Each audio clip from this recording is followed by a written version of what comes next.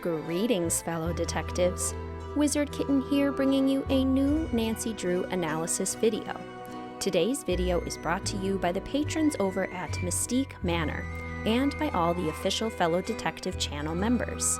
If you too would like to support the channel and gain access to exclusive features, check out patreon.com/wizardkitten to become a patron, or click join next to the subscribe button to become an official fellow detective. Today's video was inspired by a comment on one of my last videos made by one of you lovely fellow detectives about an excellent trilogy of games within the Nancy Drew series.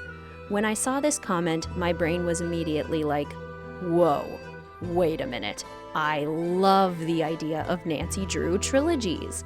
I love the idea of trying to group Nancy Drew games by certain themes, characters, vibes, and storylines to further appreciate the depth of experience that each one offers. So, that's what we're going to do today. Come up with a handful of gameplay experience trilogies within the Nancy Drew series, whether for fun and discussion or as inspiration for your next playthrough of the games. Now, there is something inherently satisfying about trilogies. They abound in film and literature for a reason, I think. A trilogy allows us to get to know our favorite characters over a period of time without the burnout that can become a side effect of reading a series. While there are some series that can last far beyond 3 installations, there is also something special about having a beginning, a middle, and an end to a powerful story. Spin-offs of the original 3 never seem to land quite as well, but the originals can live in our hearts forever. So as I pondered possible Nancy Drew game trilogies, I thought of a couple possibilities in terms of curating a collection. I wanted to try and ensure that each trilogy had a linking thematic element.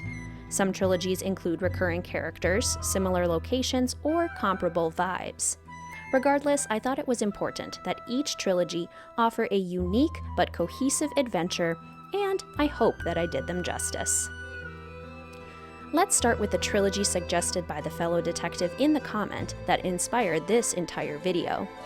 The Spy Trilogy, including Secret of the Scarlet Hand, The Phantom of Venice, and The Silent Spy.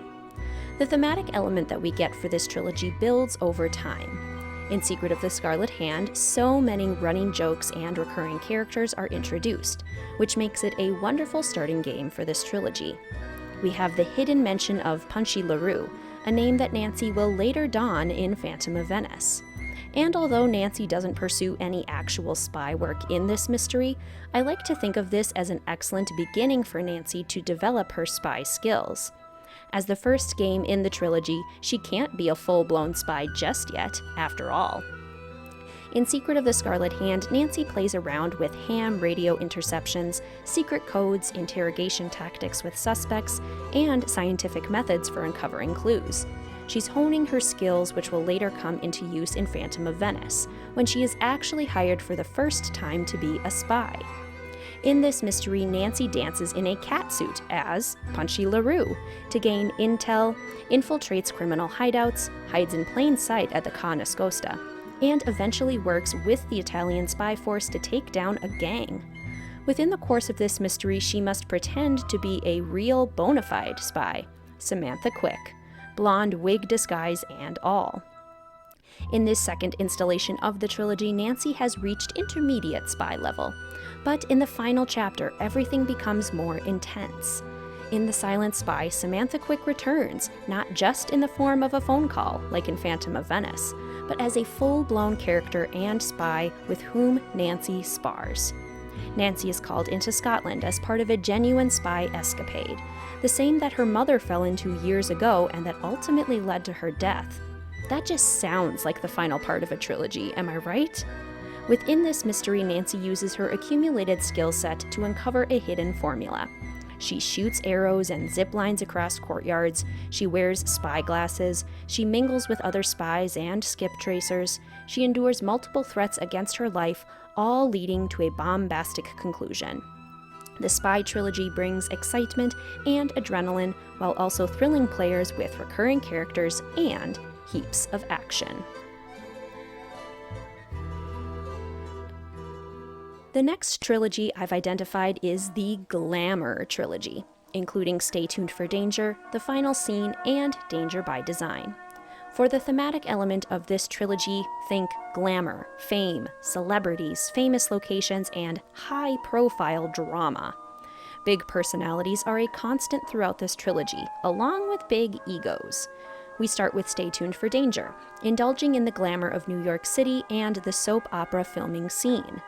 Nancy must deal with the arrogance of actor Rick Arlen, the eccentricity of studio owner Millie Strathairn, and the bluntness of director Lillian Weiss. She stays in a beautiful New York City apartment, deals with salty agents, and is surrounded by cameras, scripts, mirrors, and death threats? The glamorous drama is palpable. We then move on to the second installation in the series, The Final Scene. This mystery takes place in the crumbling remains of a once illustrious theater, a beautiful space haunted by its glamorous past.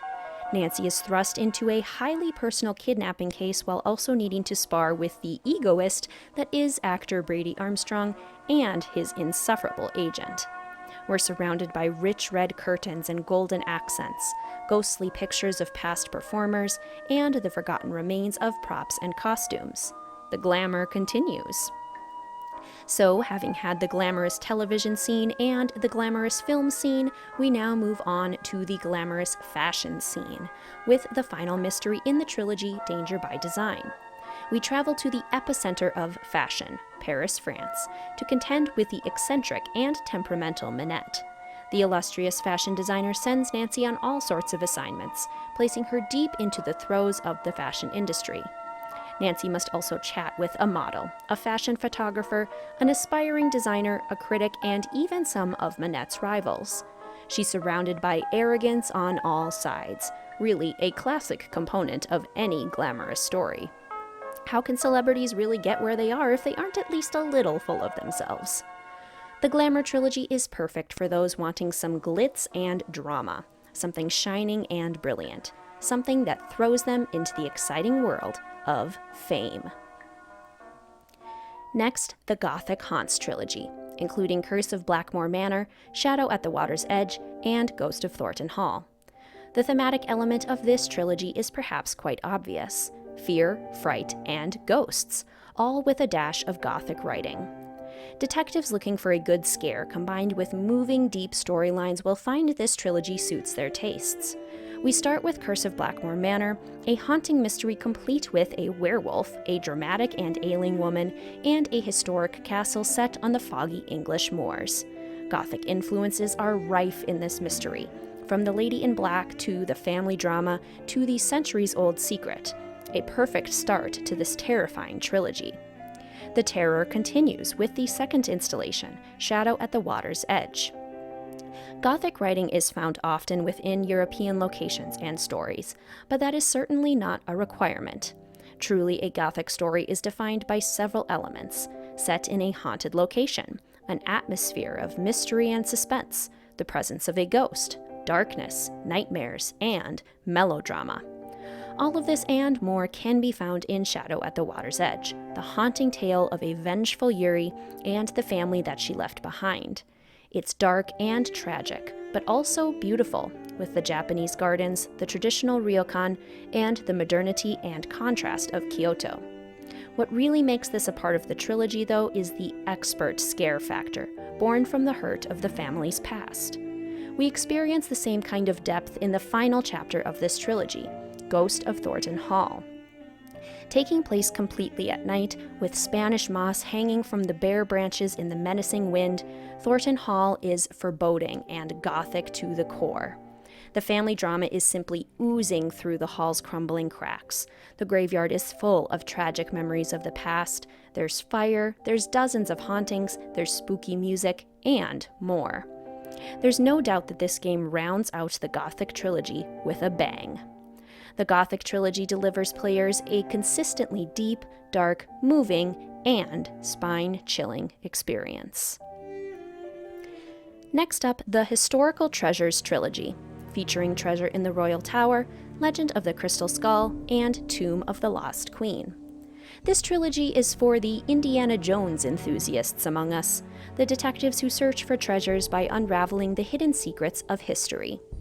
The thematic element of this trilogy is the presence of historical treasures, namely the Journal of Marie Antoinette, the famed Crystal Skull, and the tomb and accompanying riches of Nefertari.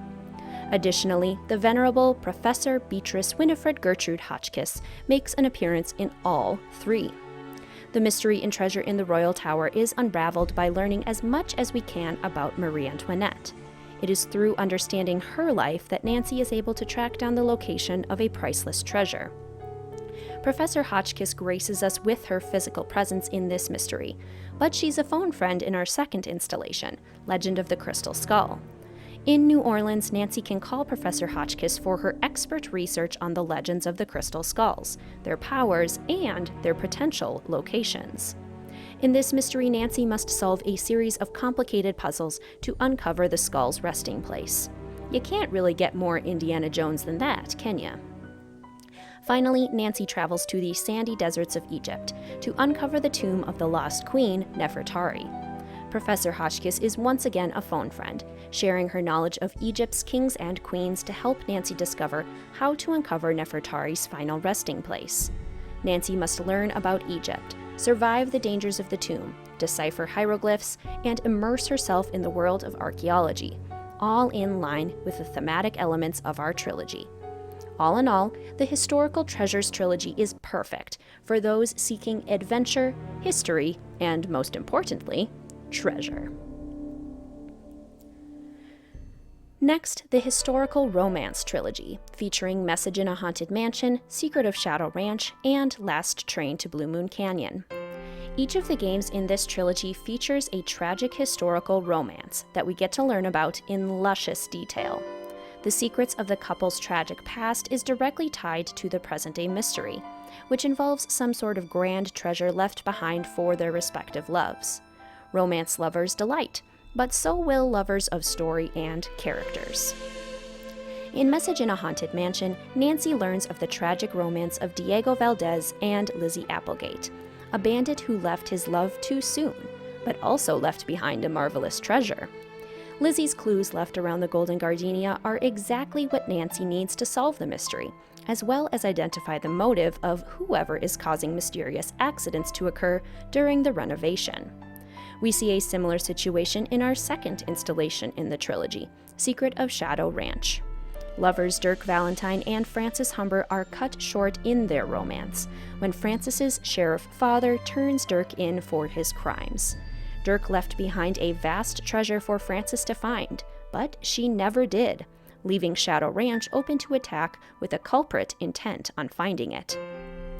Only when Nancy pieces together the story of their love can she find the treasure that was forgotten. Finally, the trilogy rounds out with Last Train to Blue Moon Canyon, in which we learn the tale of Jake Hurley and Camille Voulet.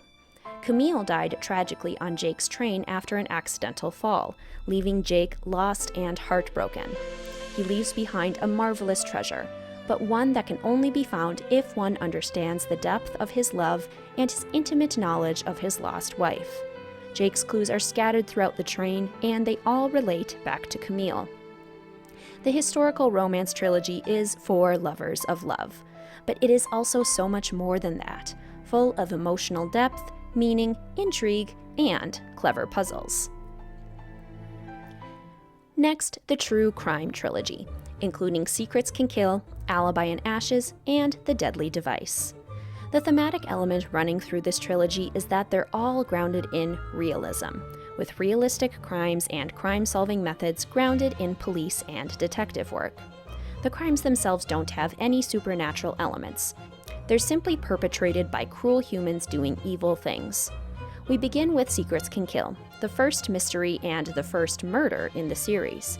Nancy goes undercover at Paseo Del Mar High School to discover who murdered Jake Rogers, requiring many true crime-solving techniques along the way, including eliminating suspects through interrogation, fighting one's way through dangerous situations, snooping through files, and so on.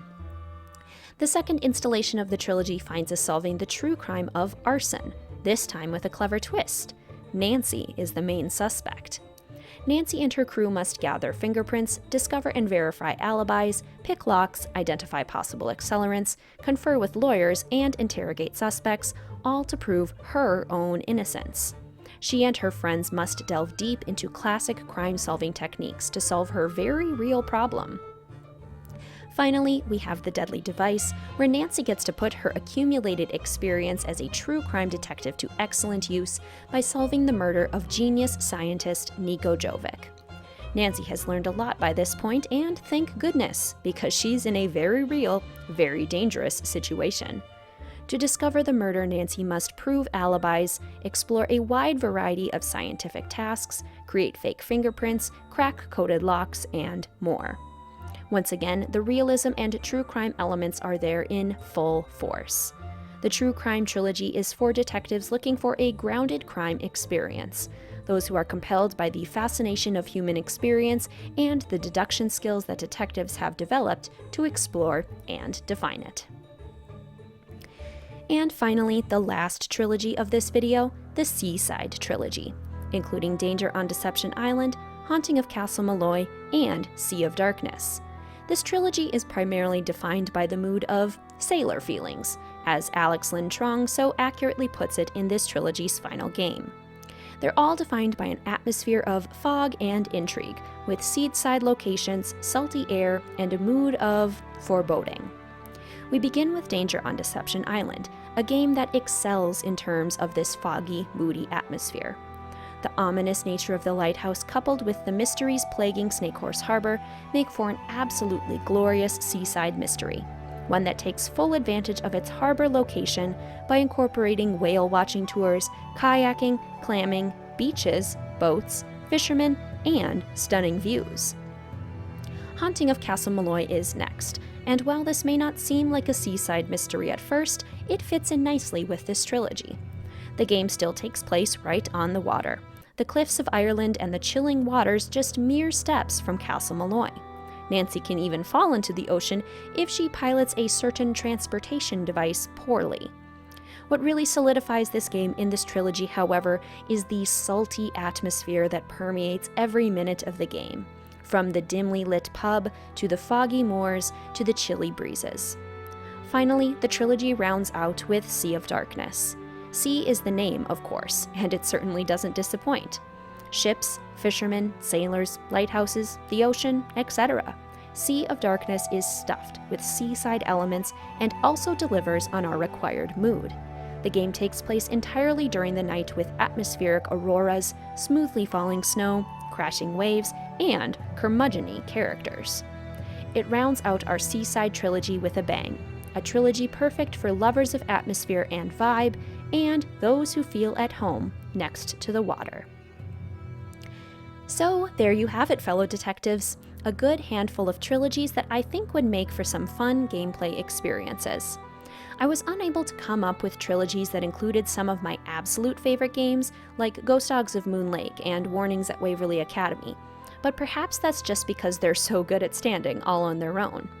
I think there are also many other ways to bunch the games into trilogies, like seasonally, for example. I've already done a video on the best games to play in each season, so that might be a good one to reference if you're interested in that kind of playthrough.